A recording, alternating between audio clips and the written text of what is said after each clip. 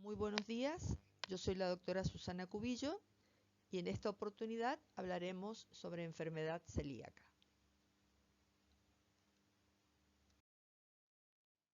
La enfermedad celíaca, también llamada Sprue no tropical o enteropatía sensible al gluten, se define como una patología que afecta el intestino delgado en niños y adultos predispuestos genéticamente, precipitada por la ingestión de alimentos que contienen gluten. Es decir, es una intolerancia permanente a un conjunto de proteínas, llamadas prolaminas, que se encuentran presentes en el trigo, avena, cebada y centeno, mediada inmunológicamente, que se producen en individuos genéticamente predispuestos, aquellos que tienen los genes HLA, DQ2, DQ8.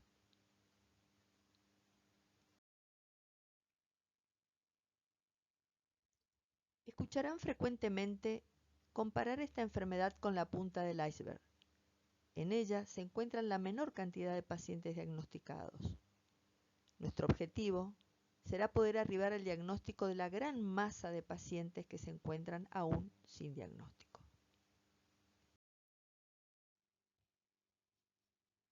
Predomina en el sexo femenino y la edad media de diagnóstico en el adulto es alrededor de los 35.8 años. El 20% de los pacientes celíacos son diagnosticados después de los 60 años. La primera estadística realizada en nuestro país data de 1973, en donde se halla un paciente celíaco cada 3.000 individuos de la población general. En el año 2000 se halla un paciente celíaco cada 167 individuos de la población general. De ese 1%, el 70% resultó ser asintomático. En el año 2019 se halla un paciente celíaco cada 90 individuos de la población general.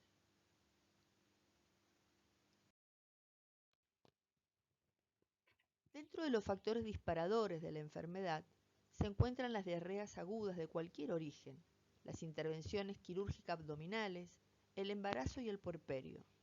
Esta enfermedad es considerada en la actualidad el resultado de una compleja interrelación entre factores intrínsecos, genéticos, y extrínsecos, ambientales. Aquí se describen tres formas de presentación clínica. Una de ellas, la forma clásica o sintomática. En este grupo, los síntomas están relacionados con la severidad de la lesión intestinal, predominando los síntomas digestivos. Esta forma de presentación es más frecuente en niños que en adultos.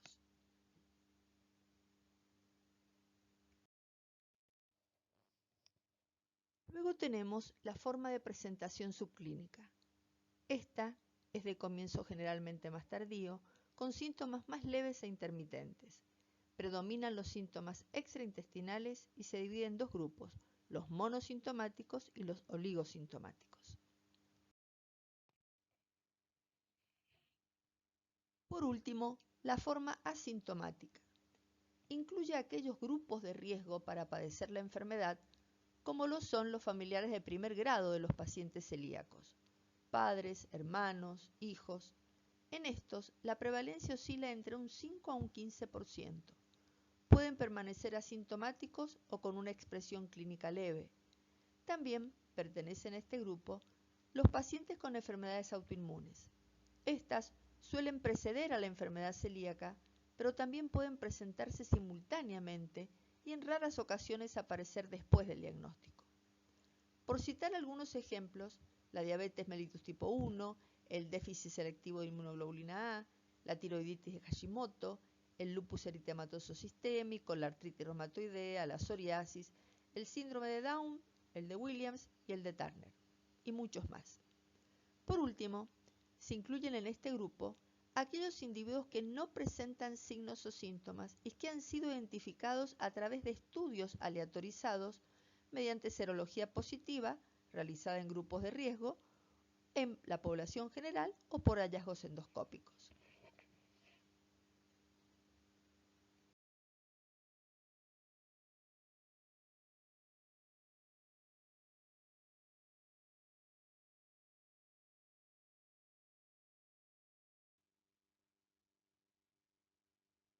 La dermatitis herpetiforme de Durin es considerada la expresión de la enfermedad celíaca en la piel. No es habitual en niños y suele presentarse entre los 20 y 35 años, en igual proporción en hombres y en mujeres. Se manifiesta con lesiones cutáneas simétricas, fundamentalmente en las zonas de extensión del cuerpo, como son los codos, rodillas, región sacra, cuero cabelludo, y provocando intenso prurito. Está considerada como una de las enfermedades que más prurito provoca. En la piel hay una proteína semejante a la que se halla en el intestino y es la transglutaminasa epidérmica. Los anticuerpos se depositan allí y las células que normalmente están unidas se separan, rompiendo la unión celular y dando lugar a pequeñas vesículas que recuerdan al herpes. De ahí el nombre de dermatitis herpetiforme. Se estima que un 25% de los pacientes celíacos presenta esta entidad. Se sabe que todas las personas con dermatitis herpetiforme son celíacas. Sin embargo, no todos los pacientes celíacos presentan dermatitis herpetiforme, visto que sigue siendo una manifestación poco frecuente. Estas lesiones se producen en las mismas zonas en las que se producen las lesiones de la psoriasis. Es por ello que en ocasiones suele diagnosticarse psoriasis en vez de dermatitis. El problema es que como provocan intenso prurito, el paciente concurre a la consulta y ya no vemos las vesículas, sino que vemos escoriaciones y ronchas inespecíficas. Por eso, en muchas oportunidades, puede confundirse el diagnóstico con otras enfermedades.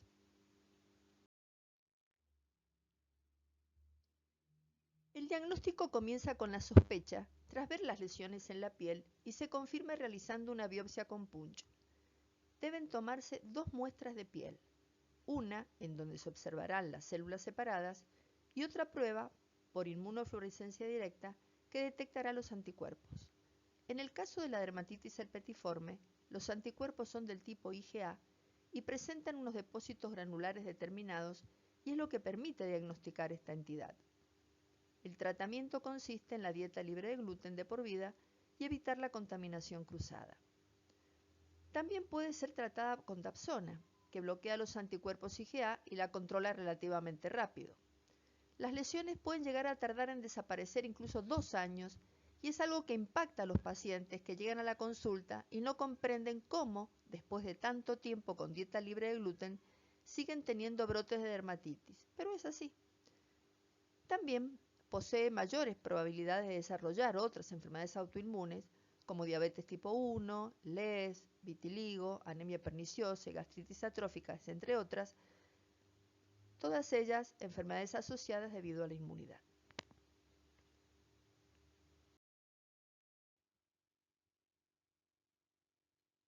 Conforman la población de alto riesgo este largo listado de patologías, donde obviamente faltan muchas más, y donde se encuentran los familiares de los pacientes celíacos de primer orden, los pacientes diabéticos tipo 1, el hipo y el hipertiroidismo, la tiroiditis de Hashimoto, la hepatitis autoinmune, la CBP o cirrosis biliar primaria, el síndrome de Down, las enfermedades del tejido conectivo, el déficit de inmunoglobulina A, la dermatitis herpetiforme de Durin, el síndrome de fatiga crónica, aftas recurrentes, epilepsia con calcificaciones occipitales, trastornos neurológicos y la hipoplasia del esmalte dentario.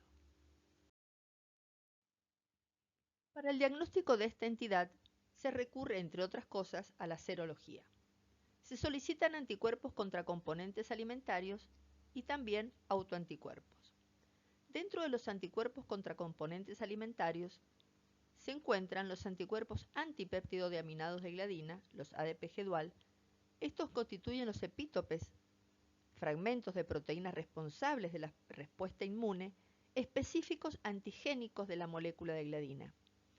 Son altamente sensibles y específicos para la sospecha de enfermedad celíaca y para la detección de la enfermedad en los casos en que la antitransglutaminasa tisular sea negativa y también en pacientes con deficiencia selectiva de inmunoglobulina A.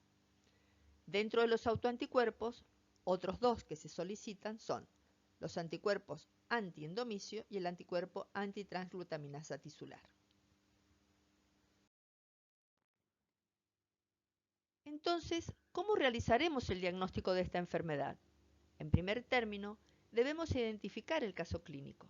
Segundo, solicitar pruebas de laboratorio.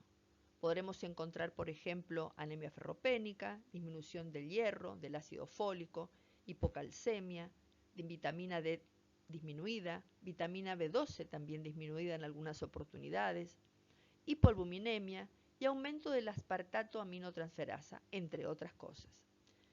Solicitaremos también exámenes serológicos. El anticuerpo anti-DPG contra péptidos de gliadina de aminados hoy es el anticuerpo de elección.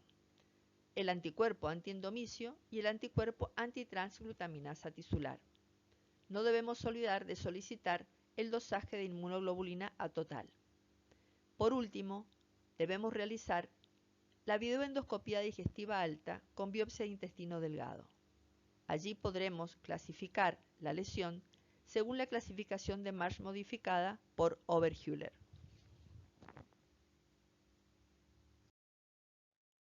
Vemos aquí la alta sensibilidad y especificidad de estos anticuerpos. Existe una relación directa entre el valor hallado de estos y el grado de la lesión de la mucosa intestinal. Es decir, mientras más elevado sea el valor del anticuerpo, debemos sospechar que el grado de lesión de la mucosa intestinal es más severo.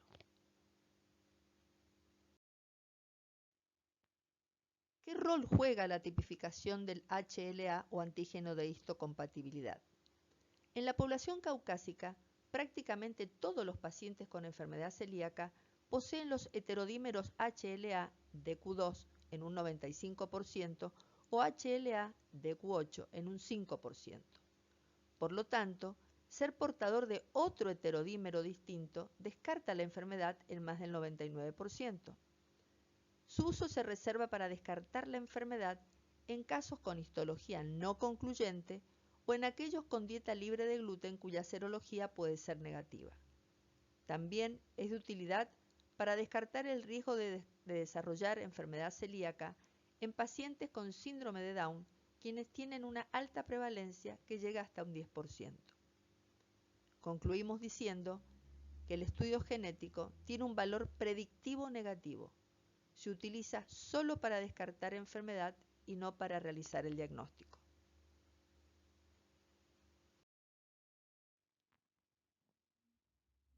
En cuanto al diagnóstico por anatomía patológica, debemos saber que en la enfermedad celíaca se produce un incremento de los linfocitos T intraepiteliales en una proporción superior a 30 por cada 100 enterocitos en la lámina propia, llamándose a esto infiltrado linfoplasmocitario, que concluye con la hiperplasia de las criptas y la atrofia de las vellosidades intestinales. El hallazgo de las lesiones no es patognomónico de enfermedad celíaca, pero si su aparición coincide con la clínica y la serología, hará diagnóstico. Marsh confeccionó una clasificación según la magnitud del compromiso de la mucosa intestinal, pero años más tarde fue Oberhüller quien la modificó, siendo esta la que se utiliza en la actualidad. Grado 0, mucosa normal. Grado 1, la relación criptovellositaria respetada, pero ya existe aumento del infiltrado linfoplasmocitario. Grado 2, elongación de las criptas sin atrofia vellositaria. Y grado 3, hay atrofia vellositaria y según la magnitud de la misma se divide en grado 3A, atrofia parcial, grado 3B, atrofia subtotal y grado 3C, atrofia total.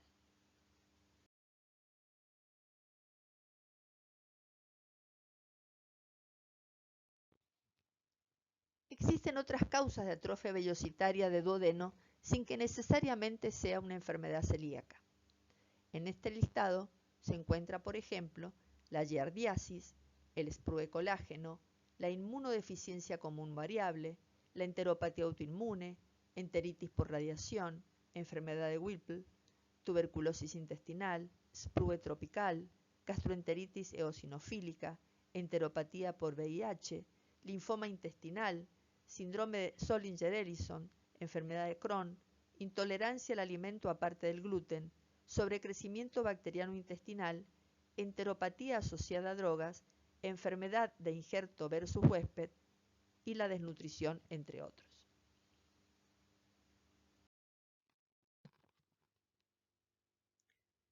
La enfermedad celíaca puede complicarse, asociarse o transformarse. Complicarse, por ejemplo, con una perforación intestinal, asociarse con una enfermedad autoinmune o transformarse en una neoplasia. Entre ellas, un linfoma críptico de células T asociado a enteropatías. En cuanto al seguimiento, la adherencia al tratamiento es mejor monitorizada cuando la realiza una nutricionista entrenada. Los niveles de anticuerpos, anti-DPG y antitransglutaminasa tisular son dependientes del consumo de gluten y por lo tanto son útiles para el monitoreo de la enfermedad. El 83% de los pacientes presenta serología negativa luego de los 12 meses y el 100% luego de los 5 años de iniciada la dieta libre de gluten. Sin embargo, un tercio lo hace con un curso fluctuante de la serología, sugiriendo en ese caso una adherencia irregular a la dieta. Aunque los plazos para el control serológico no han sido estudiados, parece recomendable solicitarle el dosaje de anticuerpos entre los 3 a 6 meses de iniciada la dieta y luego anualmente. La persistencia de la serología positiva luego de un año sugiere la no adherencia a la dieta o la contaminación con gluten. La curación de la mucosa podría considerarse el objetivo de la terapia y es importante documentarla, pues se asocia a menos complicaciones pero no a la disminución de la mortalidad. Es recomendable repetir las biopsias de intestino en aquellos pacientes con poca respuesta o quienes presentan una recaída a pesar de la dieta con el propósito de prevenir eventuales complicaciones.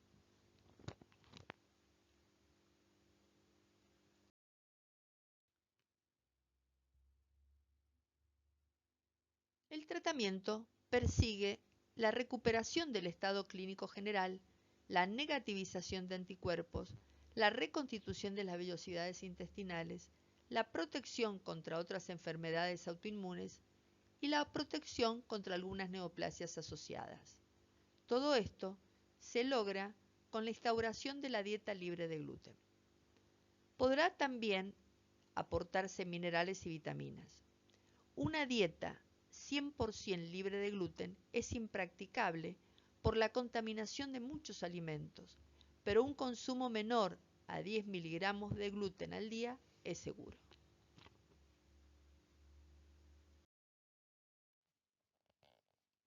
Frente a un paciente con shock gliadínico o crisis celíaca, lo primero que se debe realizar es una enérgica hidratación.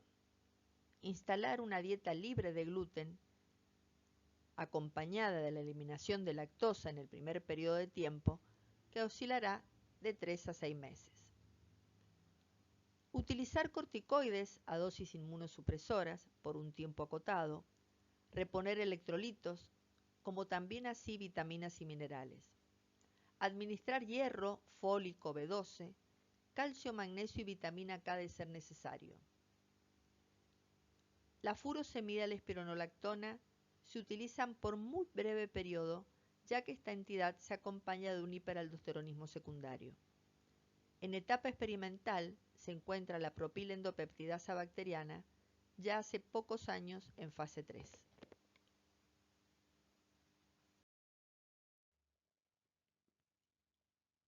Para ir terminando, les dejo este cuadro para que lo lean, en donde encontrarán la diferencia entre enfermedad celíaca, alergia al trigo y la sensibilidad al gluten no celíaca. Estos dos últimos, términos muy de moda en el último tiempo. Muchísimas gracias.